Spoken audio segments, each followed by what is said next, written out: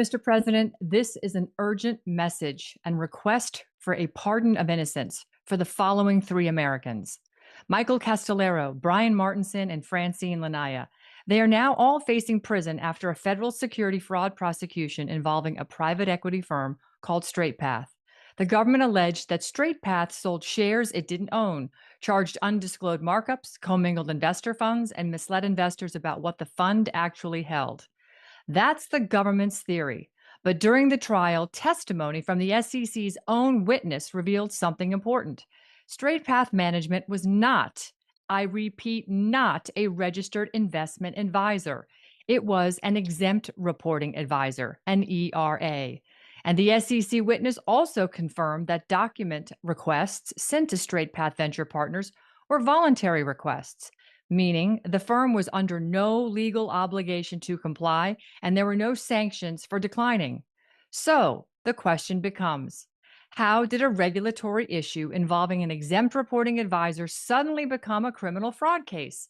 There's another critical fact. According to the defendants, no investors filed complaints, and investors in the fund actually made money on their investments. If that's true, it raises a fundamental question about how this prosecution unfolded. And there's more. Communications between the SEC and the Department of Justice, the very discussions that now may explain how the case moved from civil enforcement to criminal charges, are currently the subject of a Freedom of Information Act request. But those records are not scheduled to be released until after sentencing. If the government's case is sound, those documents should be released now. And if prosecutors accuse Straight Path of selling shares they didn't own, then the public deserves transparency about share accounting across the market, including unresolved questions about the total share count in the controversial MMTLP case, where investors have also raised concerns about phantom shares. Sunlight should never arrive after people are already in prison. Mr. President, the Constitution gives you the authority to review cases when serious questions remain. So today, we ask you two things. First, consider clemency for Michael Castellero, Brian Martinson, and Francine Lanaya while the full record is examined. And second, call for the immediate release of the communications between the SEC and the Department of Justice so the American people can see exactly how this prosecution came to be. Because justice requires transparency, and the country deserves the full truth. Welcome back with Terry and Mike. Election night in crazy Illinois. So that was Ann Vandersteel, who I love, by the way. She's awesome. And you could imagine who our guest is, Michael Castellero. Michael's joining us to give us the details about his political prosecution, which is becoming all too familiar for so many of us, from Mike's financial crimes to speaking up at board meetings or peacefully attending January 6th. The Democrats are the most evil, corrupt people on the face of the earth. And this is happening over and over again. So thank you for joining us, Mike. So the first half of the show, we're going to share Mike's stories and details. And we got to get the message out there to try to get some help from Trump, right, to help him, fight against these corrupt bastards and keep them out of prison. And then the second half, we're going to talk about some of the updates in the corrupt state of Illinois and what's going on with the election there. So thank you, sir. How about if you give us a little background about yourself, right, and how you got into your organization that you've been targeted with here, and a little bit of personally background about you and your family as well, which is going to be greatly affected by this. Extremely. That's the only reason why I'm speaking out. Born in Panama, came to the United States legally with my family when I was 10 years old.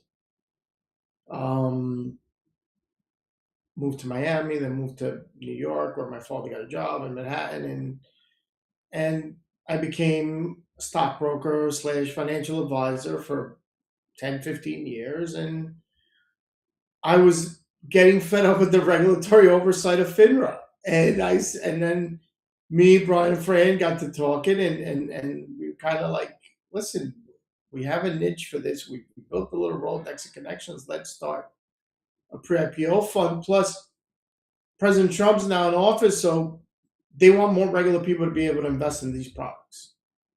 So that opened the door. And that's what really made our American dream come true. Because regular mom and pop can invest 30, 40, 50, $100,000 into something that Goldman Sachs, Morgan Stanley probably would turn that investor away. They wouldn't even give it to the investor to own. They wouldn't allow them to own that part of that investment. And then when the election was stolen in 2020, by late 21, they were coming at us hard. We were an exempt reporting advisor, as Ann states, so everything that we would give them was voluntary, and they took it. They took our voluntary information and built the case. Took the company from us civilly, called us a Ponzi-like scheme. Mhm. Then, when our lawyers tell us that the DOJ and the SEC are communicating, we ask for the communications because our lawyer was supposed to have that. They threatened to charge us. Hey, Mike, sorry to interrupt. Could you back up a little bit and explain for people that are not investors how, what you were doing when you talked about, 150,000 and how you made it accessible and stuff? Can you explain a little bit about that so people that are not sophisticated enough could understand what you meant by that? So when President Trump's first term, Jay Clayton was the head of the SEC. He came out with a news release and basically said, we want to make pre-IPOs more accessible to regular investors, right? For example, if you were, let's say, a client of Goldman Sachs or Morgan Stanley, if you wanted to invest in, let's say, Palantir's IPO, which we had 6.5, 7 million shares of, they're not going to let you put 50,000 into it. They want you to do millions of dollars into it, and that's who they hold it out to, right? Because it's their little country club of they take care of their own. When President Trump was in office, he wanted everybody, the regular guy to achieve the dream. And as you saw, it passed. It was very fast, but a lot of clients. I mean, there was like 7 clients that invested, I think, $1 million, and the turnout was over 20 million in returns to them. Yeah. We've changed lives. I changed lives. Yeah. So Democrats didn't want that. Yeah, so understand, folks. Like you hear about these, companies going public, right? And just, I grew up on the southwest side of Chicago, Italian family, Mike. Blue collar people getting in stocks, know a little bit about stocks. You hear about, wow, the company goes public, and you don't get a chance to get in until it goes public, and boom, it spikes, and then oh yeah, you could get in now. Might dip a little, go.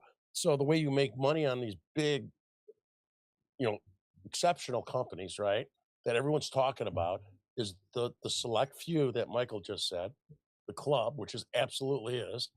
They have access to that, and people like us on the Southwest Side and union guys, or just any normal person, doesn't get access to that. So what Mike is saying, that Trump helped change that to allow normal people to get a piece of the pie before these things go IPO. So that is that a good way of explaining it, Mike? Yes. Okay, thank you. So we, as well, right? It opened. We also realized that our business is costing Morgan Stanley, Goldman Sachs billions of dollars as well. So,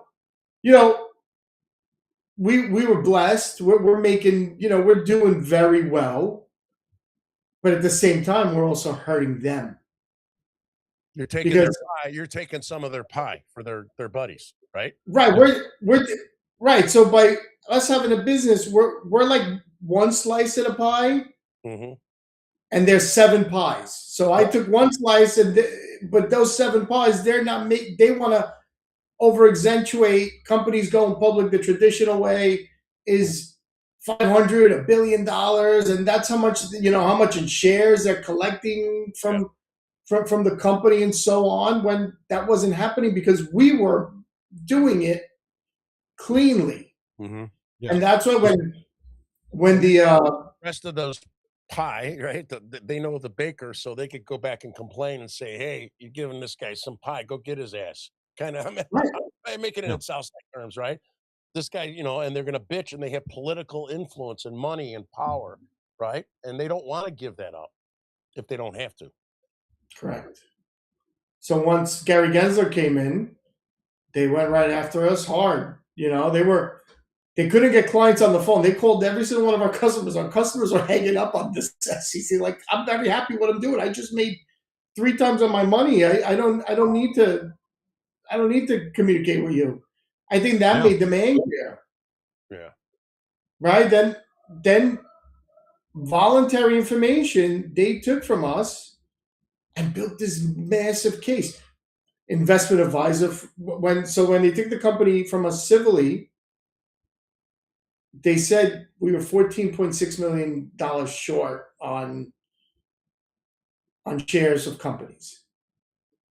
We still can't find the short anywhere. They said we didn't own those shares. I still can't find them. My business partner, Fran, who's phenomenal with the books, she can't find them. My partner, Brian, can't find them. Our accountant can't find them. Nobody could find the shortage. So they put a gun to our head. They said you have to give us $75 million to make this all go away today.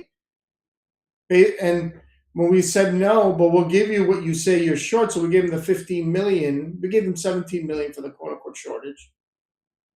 They still are all our stuff's still frozen.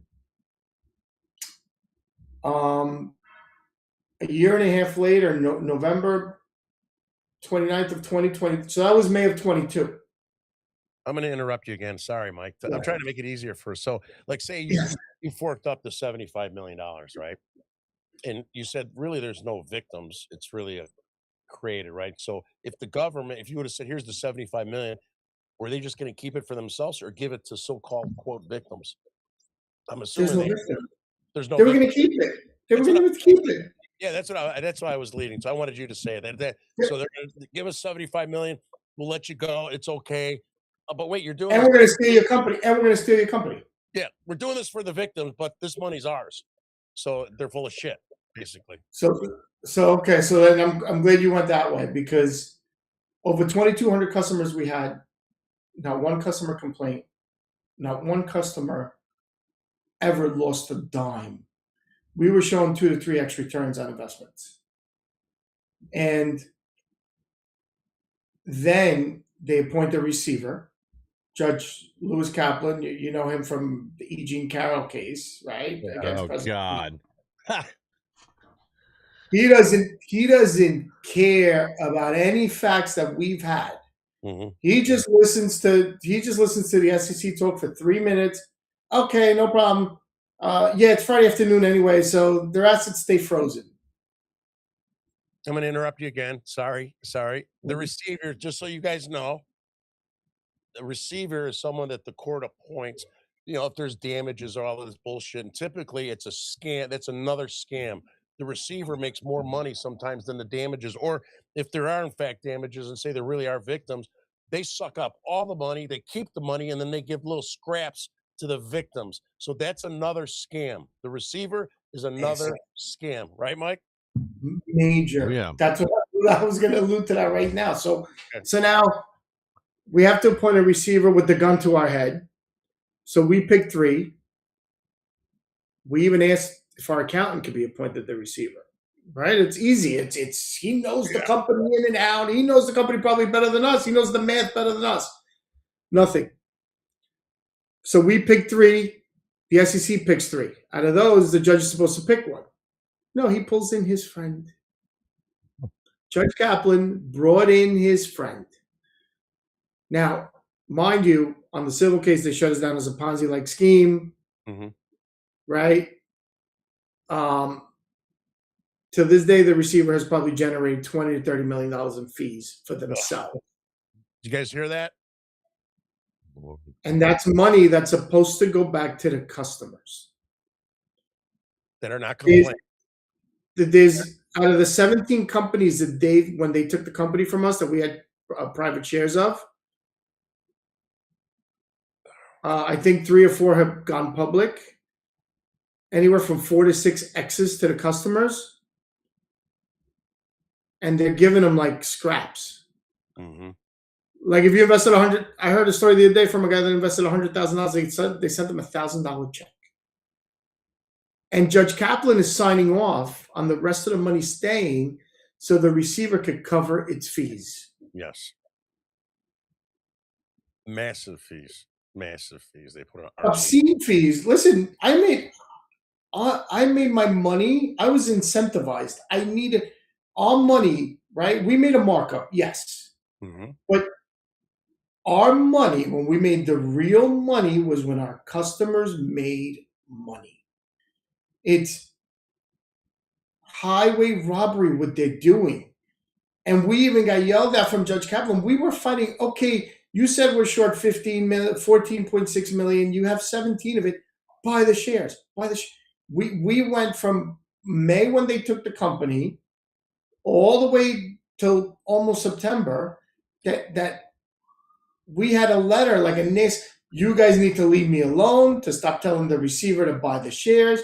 The receiver's going to do what they want. So basically, they took my money to buy the shares, but they didn't. They just wanted to burn through that 17 million. And then that's it. Let's find liquidity events in the SpaceX. Yeah. SpaceX is supposed to go public, right? I don't know the exact numbers off the top of my head, but let's say we own 5,000 shares of SpaceX in the fund. Mhm. Internally, the stock split, so the customers got more shares. So those 5,000 shares became 15,000 shares. It equates to SpaceX going public, where they say it's going to go public now, is anywhere from an 8 to a 10x in the fund. The receiver has already filed with Judge Kaplan that 80% of that money is going to cover their fees. It's crazy. It's absurd. Yeah, it's a crime. It's a crime in itself, and you're handcuffed. And They're Ponzi scheming my customers. yes, yeah, yeah. And there's some cases that if people are familiar with it, and they get the receiver comes in. It might be a company, and maybe there's some corruption, not whatever, and it's company, and it's not working well. Well, the receiver comes in and takes all the shit and destroys the company and destroys the ability to get assets back to pay the victims, and they don't care because they make a fortune. The receivers make a fortune, and then they walk away, and they have the government behind them to say, "F you, this is what we're going to give you." And they definitely kick back some to the judges and all the other Absolutely. people that are Oh, I'm involved. sure. Yeah. Yeah. So, tell us about. Let me guess. They sent the FBI to arrest you. Thank God they didn't. I guess because That's good. I was living. All my competitors, they did. I was Really? living in Florida. I think living in Florida saved me from that. I'm Right. telling you, like I think so because um, I know that there's guys that were walking out there. Same stories as you guys. J6s are walking out of the house and red dots all over them, right? Yeah, FBI. Same thing with us. It's a lot of my competitors walking out of the house to take the kids to school. Red dots all over them, like he's taking these kids to school and they just do that. Yeah. I think being in Florida is what saved me. Yeah, that's good. Yeah, Roger Stone, that old man too. The same thing. I mean, it's absurd what these Democrats have done, and people get hearing your story. There's so many different stories like yours, so many, Dude. and people have to wake up and understand the corruption. That's one of the things I agree with the radical left about the corrupt. I mean, our government is corrupted on both sides, mostly the left, right? I became, I was raised an Italian Democrat Union family, Mike, and I became a Republican as I got older. I'm like, wow, and I became a Republican because to me, they're the lesser of two evils, the lesser, right? Harry, I'm in an X group. I found just because I've been active on X, we found a group of people that have it's like different industries, same blueprint. Oh yeah. And it's same thing. They just wanted to steal. Uh-huh. Well, Yeah. I mean, you're not the only one either that's been screwed by our current TOJ, and that's what's really pathetic about this. I know Kelly Walker and some other guys like that, and Trennis Evans from the J6. But we had Keone Rodriguez on here a couple of months ago, right before he had to go to jail. Same thing. Like, I don't understand why Pam Bondi and our current DOJ is going forward with a lot of these extremely corrupt cases that were filed under Biden, and they're not even looking at them. They're telling people, oh, sorry, we're just going to move forward with this prosecution. We're going to stick with the facts that we have on hand. I mean, I get that with some, if it's a real criminal case, obviously we don't want cases getting dropped every time administrations change, but cases like yours or Keone Rodriguez or numerous others, these school board parents or J6 defendants, dropping all that should be a necessity, and we should really be going after the prosecutors that were pushing this stuff forward. Oh, absolutely. I feel like nobody gives a shit about the regular American. Right. No, Yeah. And if the Trump administration is going to show that, nobody's going to show up to vote. Yeah. Right. And then what happens when nobody shows up to vote? Democrats find a way to cheat, and Yep. they'll keep cheating, and they'll keep cheating. They've got to You arrest know? people. They got to arrest them. They're saying it's retribution. No, it's not retribution. You guys overstep, man. But they keep using that as an excuse, right? To try to, make him look bad, make us look bad, as if they didn't do anything. They're fucking criminal crook scumbags that weaponize the Department of Justice, our legal system, from white collar crimes to trespassing to speaking out at a school board. So if they win again, we're screwed, because now they're going to really think they have a green light to go and destroy all of us. But if they Yep. piss us off, are you gonna? Like I said before, right? If they put me in jail, you think my wife's gonna go vote Republican?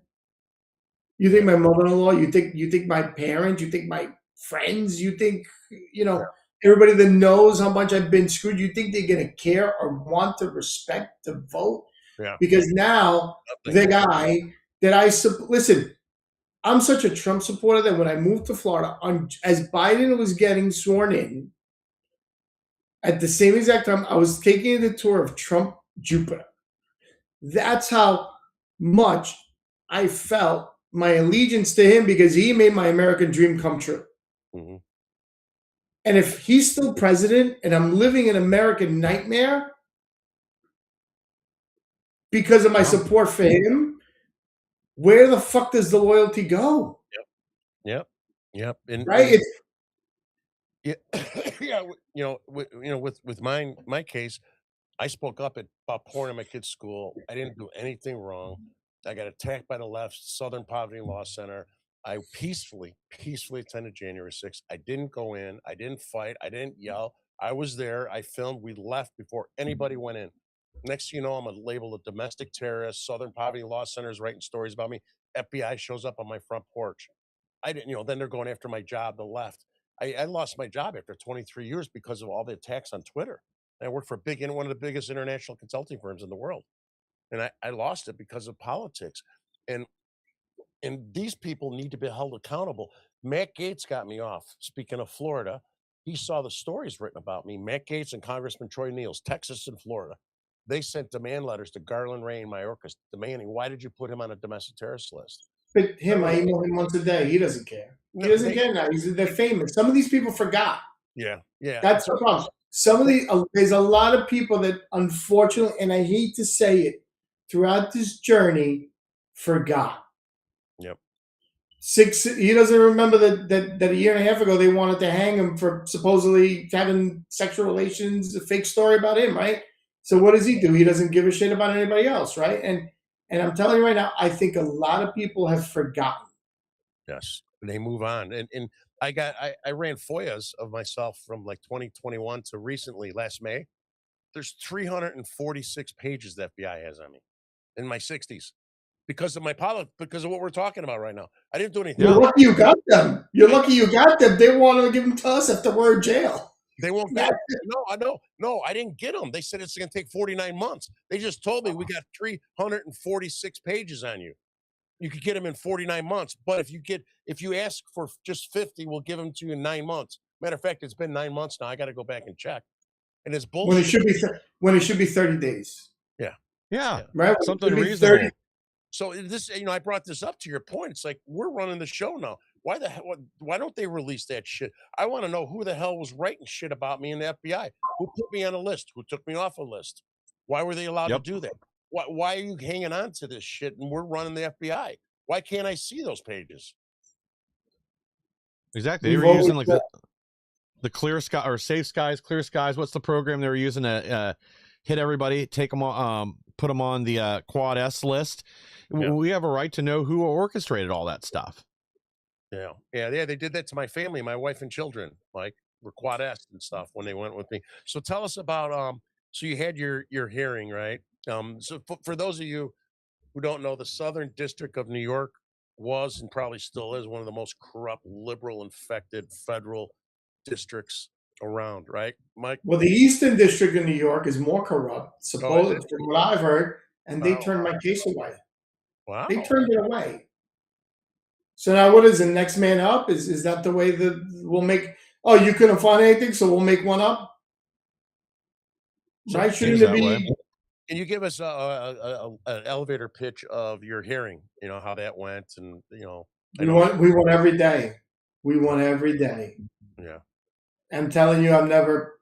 My lawyer is the guy that like doomsdayer. Be prepared that if the trial ends, if he wants to put you in jail right after the trial, 5 minutes after he can.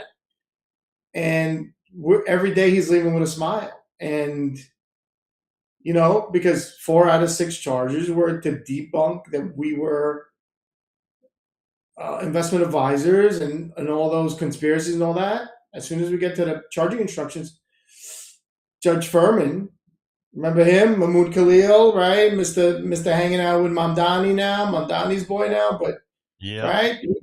So I'll tell you another story, another situation the AUSAs use because I'm a naturalized citizen.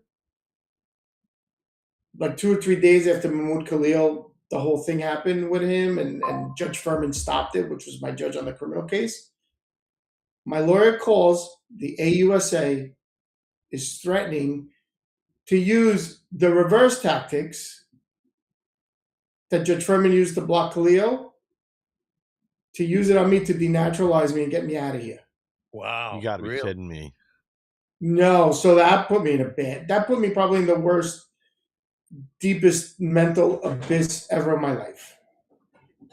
That needs to be written about to show the hypocrisy, man. Yeah. So that was the worst of it all. Because now they're using my allegiance to President Trump, thinking that I'll be okay to spin it against me, and that was an ultra level of corruption, right?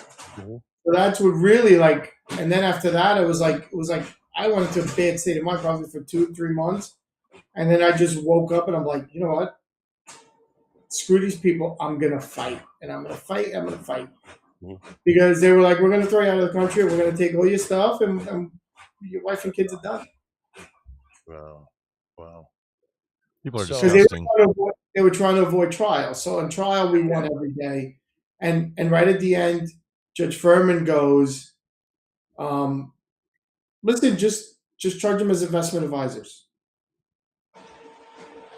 Basically, he gave them charging instructions, charges as investment advisors. So, what do you think? The jury's going to go in the back room for 4 hours.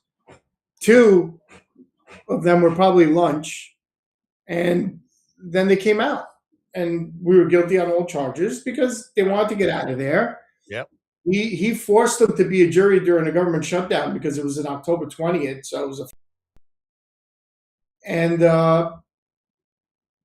that's where it went. Wow. Did they offer you a plea agreement? They wanted me to cooperate, Hey, but then they Mike, wanted me to forfeit everything. hold on, man. I'm hearing a lot of noise in the background, Mike. I don't know if you, Mike, Mike Lauber, not you. Yeah, Mike it's not me. Oh, is there Yeah, some? my wife's printing something. I'm sorry.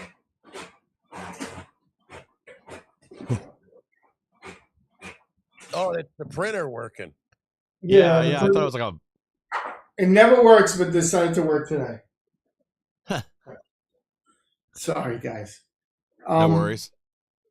I thought it was So, from. so, Go ahead. so he told them to charge us as investment advisors, and they never did again. Like that's it. I'm sorry. Let me.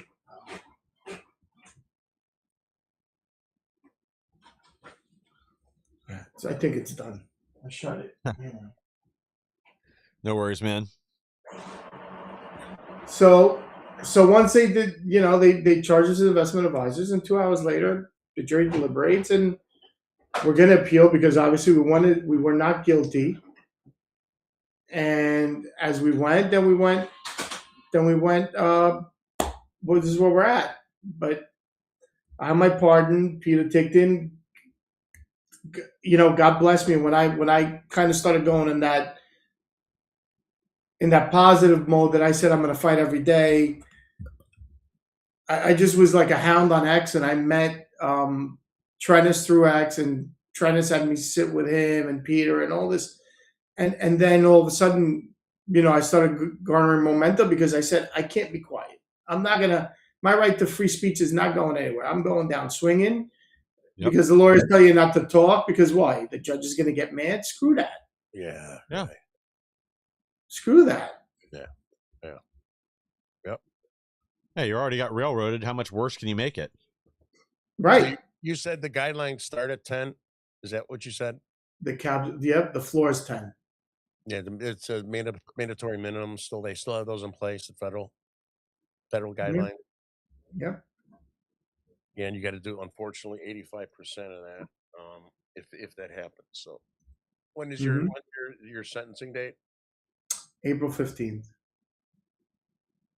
And then you'll be able to still, you know, hopefully Trump will get involved, but then you'll have to self-surrender somewhere, I imagine, right? Probably, yeah.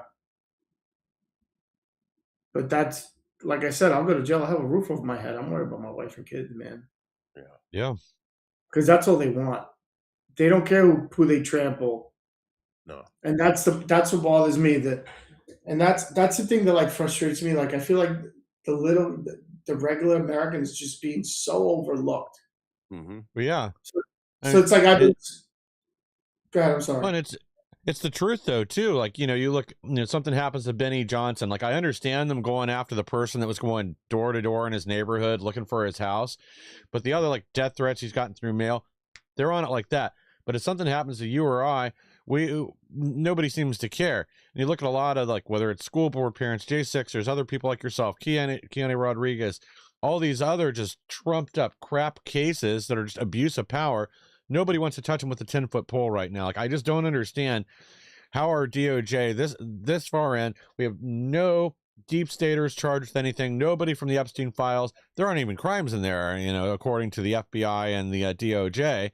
But somebody like you, they've got a boot on your neck, and they don't want to do anything about it, even though, again, there's an obvious miscarriage of justice. But Annette Benny Johnson should give a shit about regular people because, yeah, you know, we're the reason he's famous. Well, yeah. And he doesn't. Listen, I went through a streak for like 3 months. I was resending an email every day to him, Jack Posobiec, and everybody else. And I just realized that's a waste of 3 seconds of my morning. Yeah. How do you not give a shit? How do you not give a shit? You were nothing 3 years ago. Yeah. You were nothing. You were nobody. Did Jack get back to you at all? Did Jack get back to you at all, or no? No. Yeah. They're too important, man. Yeah. Yeah. That's it. They're too important, you know, to give a shit now. Yeah. So after the trial, like another part of the trial that they did, listen to this one, they violated my civil rights, right? They found a loophole to get around attorney-client privilege by using the receiver. Really? Yeah. I was somebody that worked at the administration that was a friend, gave me Harmony Dillon's number because if you think your civil rights have been violated, you need to reach out to her. Yeah, sure. You know what her reply was? You need to get a lawyer. It's a conflict of interest for me. And you know what I said to her? I go, not really, because they're your subordinates. So when somebody works for you, if they're not doing their job, technically you're their boss and you're supposed to find out what they did wrong. Wow. It happens at a restaurant. It happens at a gas station. It happens at a fucking mall. It happens everywhere else, right? Like it happened to me if I owned the business. If somebody didn't do something right, I correct them. No, So are you getting the message through the Trump, through Peter, any other channels or anything positive or hopeful? I'm trying. I mean, Anne's doing is, you know, she's using her Rolodex to. Yeah, she's got a huge one. Yeah, she's using her Rolodex to get me as much help as possible. Thank God she, you know, and that's kind of her wheelhouse with MMTLP. Just us, like we fit into her kind of her reporting right now. I had an interview with Diamond and Silk. She says I communicate with her regularly. Silk is such a, God bless that woman. She's such a good woman. Oh yeah, I worked with her for years over at Lindell TV. Great person. Her and her sister, who unfortunately passed away. Yes, and she's trying to help so much. She emails me like, so. I mean, we have the advocates there, but it's still there. I just feel like the pardon application was handed to President Trump on January 2nd. It's been on file since July of last year. Peter gave him a list of like 10 names, and I was on at the top pretty much. And so, my pardon and my situation correlates so much to President Trump's. It's almost like exactly the same with Judge Kaplan, Judge Furman, the Southern District trying to screw him. So the question is, who's holding it up and not showing it to him? Because, like, if I worked at like the DOJ or the Pardon Office, I'm like, President Trump, this is a layup. Like, I'd be like with the piece of paper, like, this is a layup. Look what they did to him. They did to you, right? Yeah. Maybe piss him off to go after some judges a little harder. Like, you use that. Like if I worked at the DOJ and I wanted to take down some judges because they're corrupt, I'd use my pardon as like, look at this. Look at these two pieces of shit. What they did to you, they're doing it to him. Let's go after them. Yeah. That needs to happen. None of that shit's happening, which pisses me off because it's going to get worse. It's going to get worse when they're in control. And they're going to vacation to come after people that don't agree with them, and they're going to be fucking way worse. Yeah. Yeah. What about the pardon czar, Alice Johnson? Any luck getting in touch with her? I send emails to the DOJ. I think she's the one that took my application from President Trump, from Peter. But again, it's January and she's pardoning dead people. I don't, so I don't know what's going on there. And you know what I mean? I just don't know, right? I mean, it seems like the priorities are a little screwed up. They're pardoning dead people and leaving you hanging. I mean, right? I mean, you're pardoning because Jerry Jones called you. I'm sorry, I don't have Jerry Jones. You know what I mean? If I did, I would have asked him. Well, if it's a white collar crime, so you'll be going to a camp. I mean, hopefully you don't go, but you'll go to a camp, and it's not going to help the family situation. But at least you'll be in a camp. Right. That's all I care about. I care about my wife and kids, man. I can't have them deal with this shit. I mean, they've already socially dealt with millions of things. I got in my neighborhood. Oh yeah. Kids telling my son that their dad's a thief. Women telling my wife that we can only afford to live here because I stole money from old people. I mean, the stupidity of the sheep is unreal. Yeah. Well, and I get it. You're sheep because you're supposed to believe that the government's supposed to be. When the government gets you for something, you did something wrong. Yep. Yeah. What did I do wrong? I went to Trump Jupiter. I became a member. I donated to the Republican Party. Oh, don't even talk about them because they don't fucking answer back either. Yeah. When I had an account on AutoPay that was probably, I think it was like $1,000 every 2 weeks or something. They're coming out. They'll mail me all the cards and lifetime member, this and that. But when I've mailed letters, FedEx, emailed, and everything else, and they're ignored. Oh my God! Right. Yeah. Yeah. In the time that we've been doing this podcast for I was never ever involved in politics till 4 years ago because of my kids, ever. And then when we got in this show and having guests like yourself and intelligence, we have all kinds of cool guests. And I tell my wife, who hates politics, is that we're so fucked up, man. It's so corrupt. Both parties are fucked up. I mean, they're just not quite as evil as the Democrats are, right? And it just kind of scares me. It's like this fight that we're doing, right? That we're all doing, and all of us. It's like, it seems like it's not going to make a difference. I hate saying that. Yeah, I'm doing that's it for our kids. But it's like the more I learn, the more I see, the more I hear, it's like, holy fuck, we are fucked. There's no turning on this ship around. But what's going to happen after this? They're going to round us all up, Yeah, concentration camp style, Probably. it's going to be the next step. just for that, just for having this, right? They're going to put us concentration camp style. There's nobody that's being punished for what they've done. Nobody. Nobody. What's going to Zero. stop them? Nothing's going to stop them. And now, as we're getting closer here, the Republicans, that thank God Trump lost the second time, because now all these pussy Republicans jumped in, right? And we all opened our eyes. We all jumped on. We're like, wow, it's really bad.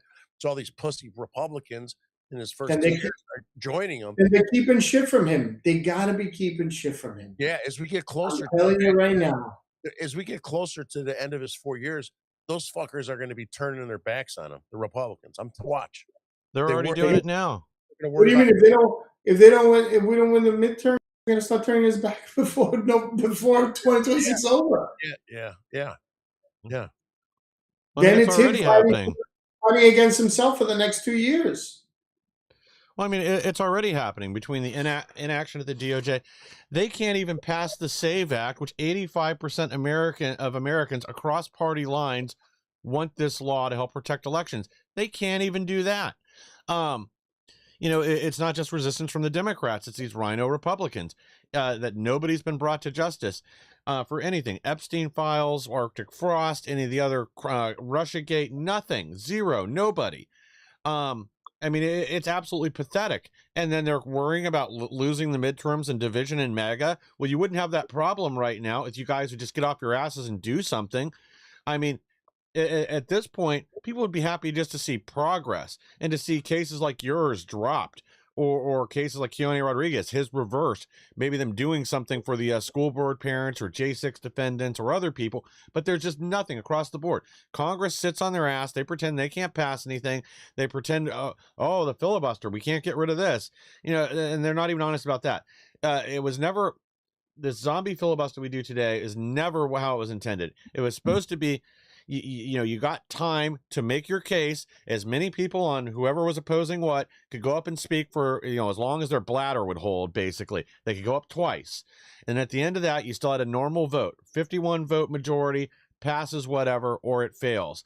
But now we let the whole country get taken hostage, and we do it over and over again. Right now we got 5-hour lines at if you go to an airport and you want to fly somewhere, because these retards still can't get together and fund the DHS. I mean, sorry, Democrats, ICE is funded through 2029. I know that's the bane of your existence, but right now you're just, again, holding America hostage. But the problem is also our media. They're just so dishonest. They don't cover any of this the way it actually is, or more of the American people be furious. But instead, we have our bread and circuses. Most people are sedated while they're watching the sinking ship go down. Or they keep regurgitating the same exact headline on every single network instead of picking some other shit up. Yep. Everybody wants to talk about something, and they all regurgitate the same thing. And that's the frustrating part of it. Yeah. So where could people follow you at? Your story? Are you on your X? You got a page? Tell I have michaelcastellero.com. I pretty much, every time I do an interview, I put it on there. On X at Mike C0921. I'm there. I'm pretty active on that because that's been pretty much my saving grace. So that's led me to like everything and anything that actually opened the door.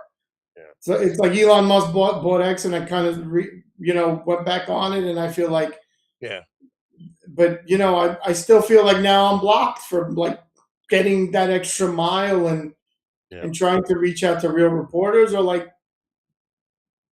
real people that can help get the story out. Yeah. Or they just don't give a shit. Or they see it and they don't give a shit. Yep. No. I met in this journey a lot of great people that give a shit. But I've also met a lot of people that made their name and forgot. They don't give a shit then about them. They don't give a shit. Correct. Yeah. And it's even from politicians to journalists Yeah. and media and And the politicians are really pissed. I'll tell you a story that I never told anybody. Before we moved to Stuart, Florida, right? So when me and Brian, when we lived here and things were good, we had a boat. Me and Brian had a boat. Through common friends, we met Dan Bongino, right? When I had the fund in early 21, he wanted to sell me his shares at Rumble before pre-IPO shares. I said, no problem. Call me. I'll talk to my counsel. I'll make sure it's okay, and I'll talk to my partners. And if I could take your shares and offer them to my customers, I'd love to do that. It didn't go anywhere.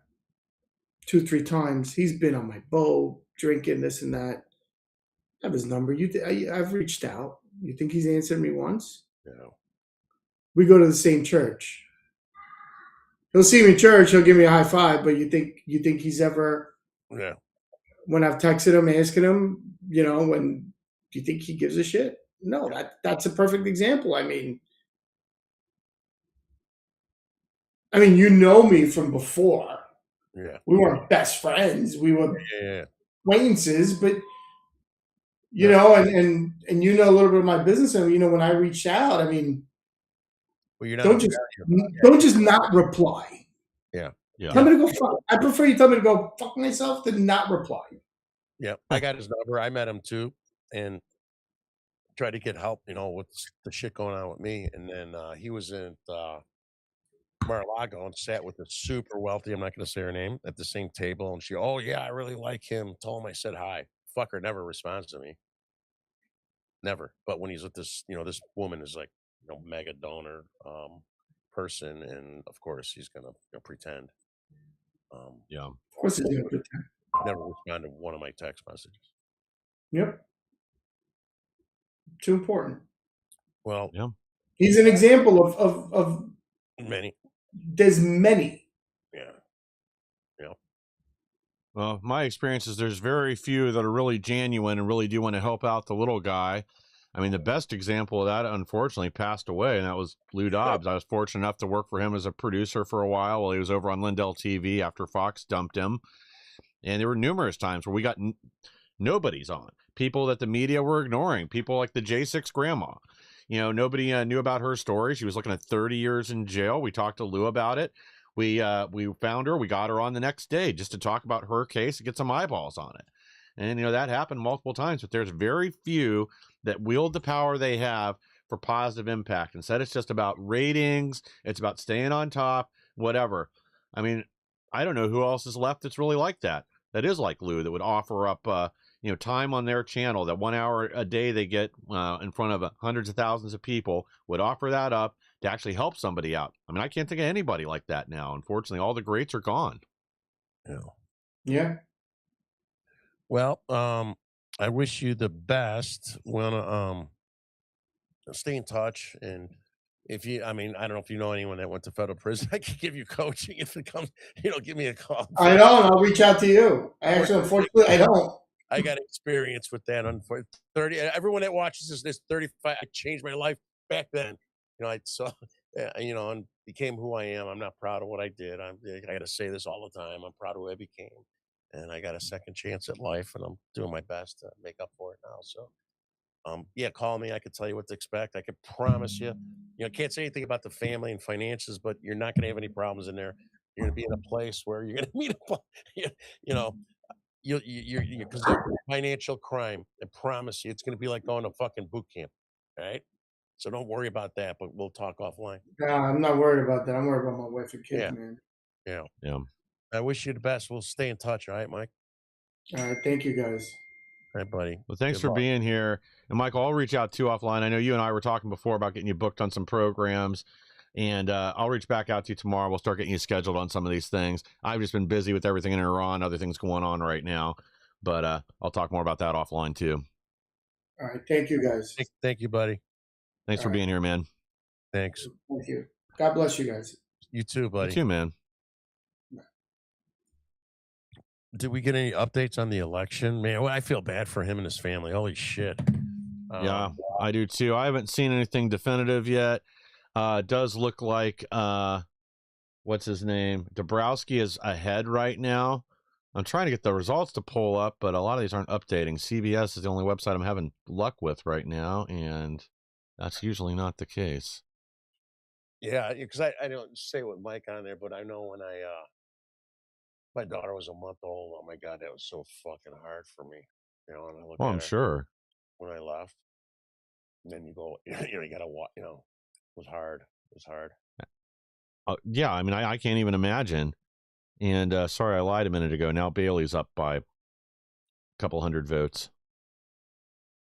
Wow. Can you show what you're looking at or no? Yeah. Give me 1 second. I'll flip it over here. So, my friend's running for DuPage County Sheriff, Sean Noonan. He was on our show. Great. Or no, he wasn't on the show. Sean, what the fuck? You weren't on the show. Great guy. He's running against Eddie Moore, who's the undersheriff. He's an alcohol. He's a fucking drunk, from what I hear. Allegedly, he got fights, up in Wisconsin while drunk. He just ran over a Mexican busboy while allegedly drinking. No college degree whatsoever. And, he started playing dirty with Sean, and then I jumped in to help. And all of a sudden, when you start punching back, these pussies start crying foul, right? Well, you're stooping low. No, you guys stoop low. They tried to bring the race card in. He's an African American, right? So he had one guy bring in the race card. Sean's not a racist. And so I started pummeling him and exposing the truth and partial. There's more stuff, that I didn't expose. And so I hope he pulls it off. Because this guy, this more guy's bad news. What else do we got? Skylar Dunsing. He was on the show. Nice, great, brilliant young man, 25 years old, running against Nikki Conforti for Congress in the 6th. We're running against the Sean Casten if whoever wins this primary. What district is Skylar running in again? I'll pull that up on the screen. 6th district. Okay, let me see if I can find that, because these are in like no particular order. So Skylar's a great, smart young man. He opened up the TPUSA chapter in University of Wisconsin. And for those of you who watch my social media posts, I've been making fun of pummeling Nikki Conforti, his competitor. She's lost every race she's been in. She is so desperate that she got endorsed by a Muslim organization out of Bridgeview that collaborates with CARE. And then she had Al Jazeera. You guys remember Al Jazeera that got to prominence during the war in Iraq? Terrorist TV. Yeah, they're promoting her, right? Oh, now she's like, I'm against forever war. Ever war is like my opponent. Skylar's not for forever war. Are you saying Trump is for forever war? No, these people are just talking out of their ass. Yeah. She's went to the University of Chicago. She got a master's somewhere. The woman is incompetent. She can't speak. She's a fool. I mean, she has no common sense.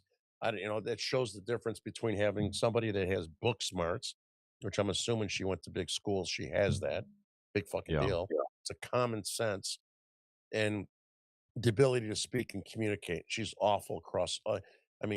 She's a joke. What do we got here?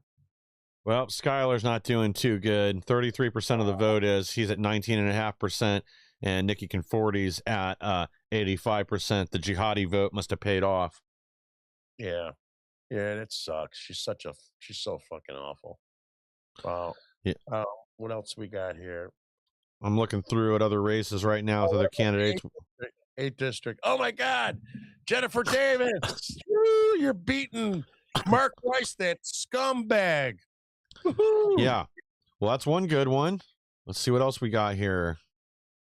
You got any other? Go back up.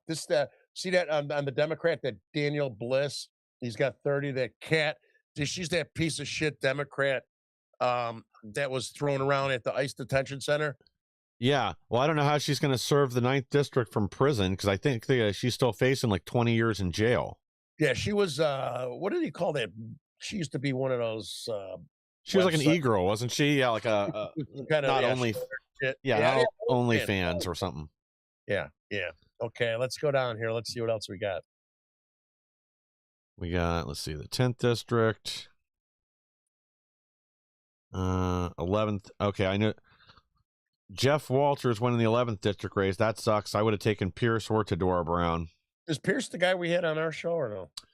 Yeah, Pierce we had on here. I've had, Right, but he couldn't get on. yeah, he had some internet. He's not far behind though, and so they haven't called this one yet. It's only 11% in, so he might pull further ahead. But Tadora Brown, she's really good too, but right now she's only got 5.4% of the vote. Yeah, Tadora Brown, is she the one that was under investigation? No, that was. Well, actually, I'm not sure. I don't think that was her. Okay. No, that's a different. No, that's a different district. I know who you're talking about, but that's a different district. I can't think who that was now. Go back down. I saw Charlie Kim. The guy's a piece of shit. We're getting you Well, guys. Charlie Kim. Okay, he's only got 11,000. It's good. Yeah, 11%. Let me see who else we got on here. You guys get different descriptions on Behind Enemy Lines than normal. Piece of shit. Scumbag. Fucking pickle kisser. Mary Miller. Wow. Oh, great. Yeah, she's got 73% of the vote. She's awesome. She's way ahead. Good. As long as we're getting some. Sheriff? Do they have the sheriff on there or no? Let me scroll down and see. Comptroller. This is supposed to be the full state, but I don't know where. Walter's got 52. Okay. I voted for Walter.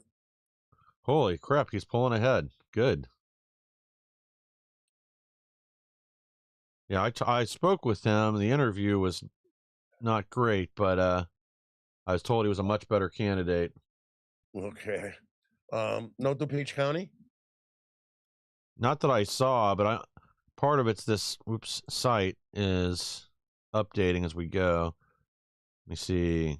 Cook County. No, I don't think they have the sheriffs and some of the local issues on here. It looks like it's just people running for at the state level. Well, let's see an update on the governor. All right, 1 second. Right now, we got. Oops, that's Senate. Right now, Bailey's still ahead, 56,000 votes, 41%. Dabrowski's right behind at 38.6. Heidner's at 10.7, and Mendrick's at 8.8. Wow. Actually, I'm kind of surprised. What's that? 18% of the votes then, huh? Yeah. Well, I mean, so it could still shift a lot. I'm actually kind of surprised it's not closer between these four because the polls have all been all over the place. Yeah, I thought Mendrick would be doing better than that. So did I. I thought it would be a lot closer. I mean, it's close between Bailey and Dabrowski. Dabrowski was up earlier, so he was ahead. I mean, it's still within 3 points, basically. Wow. But I didn't. Yeah, for those of you who watch from Illinois, I didn't endorse any of the candidates for governor, specifically because there's so much fighting going on between all four candidates, and I got friends that are grassroots across all the different, candidates. And I feel, unfortunately, we have to understand that Pritzker is not running for governor; he's running for president. So that means what he did 4 years ago is going to be like 4x, meaning corruption, money, cheating, promises, union involvement, getting out the vote. And it's just reality. We don't have an Illinois GOP. We don't have a Republican Party in the state of Illinois that's going to help them. The RNC is not going to help them. Trump campaign is not going to help them. They didn't even invest money in Trump's old campaign here. So why the hell are they going to? I mean, it's like, so we're going to be out there no matter who. I give them all credit for running. Everybody gets credit for running. But no matter who wins, we're going to be fucked. I'm going to help. I'm going to do my best. I'm going to try just like everybody else is. But they have so much money, corruption, power, unions, everything. And Pritzker is not going to lose because if he loses the governor race, there is no presidential race. Yep. And, unfortunately, again, I have nothing against any of these candidates that ran. I really like Ted Dabrowski. I had a long conversation with him at a event Annie spoke at last year up in Illinois. I've interviewed him here on Behind Enemy Lines. Great guy. Not going to win the state. Bailey, he lost by, 550,000 votes or 650,000 votes last time. Yeah. He's toast. Sheriff Mendrick, I think he had some really good ideas. He's a very smart guy. A lot of the prison reform and things like that, I think, are things that would help the state. Not going to win. Doesn't have the popular support. Heidner, I think, was the only one that maybe could have done it, just because he has essentially unlimited finance to win the race. He's got some good ideas. He's a fresh face. He's another, nothing to somebody that came from nothing, giant success story. I think that's inspiring. Yeah, I just don't see at this point how you're going to take down Pritzker. Yeah, and then same thing with Nikki Conforti. She's going to win. She's an awful candidate. Kasten's got money behind him. She has, so that's going to be another Kasten win, unfortunately. Will I go after Sean Kasten? Yes, I hate that fucker. Well, I help Nikki Conforti? No, because she's a Burka babe. Yeah, I call her Burka babe. She's a Burka babe. Yeah, well, we don't need any more rhinos in DC, even if they're on our side. I'm so tired of people just stabbing us in the back every chance they get. Yeah. Oh my God, if Eddie Moore wins, I'm gonna have to get a mustache and sunglasses and a beard in DuPage County. Yeah, you have to go into hiding and witness protection. Drive your wife's vehicle. Yeah. Well, I guess we could wrap this one up. Yeah, let's do that. Guys, we'll be keeping an eye on these elections. I'm sure Thursday when we're back on, we'll have a lot more to say about it. But guys, thank you for joining us tonight. Please like, share, and subscribe. Help us to grow so we can bring more people the news the mainstream media doesn't want you to hear. And we'll see you guys on Thursday. Thanks again.